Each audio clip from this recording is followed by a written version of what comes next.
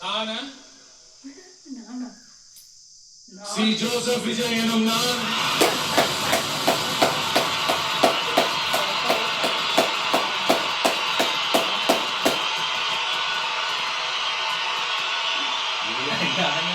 சட்டப்படி அமைக்கப்பெற்ற இந்திய அரசியல் அமைப்பின்பால் உண்மையான நம்பிக்கையும் மாறாப்பற்றும் கொண்டிருப்பேன் என்றும் இந்திய நாட்டின் ஒப்பில்லாத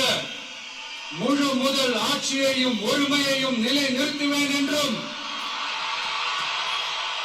தமிழ்நாட்டு அரசின் முதலமைச்சராக உண்மையாகவும் உளச்சான்றின்படியும்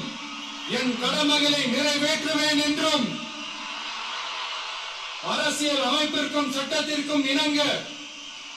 அச்சமும் ஒருதலை சார்பும் இன்றி விருப்பு வெறுப்பை விலக்கி பலதரப்பட்ட மக்கள் அனைவருக்கும் நேர்மையானதை செய்வேன் என்றும் ஆண்டவன் மீது ஆணையிட்டு உறுதிமொழிகிறேன்.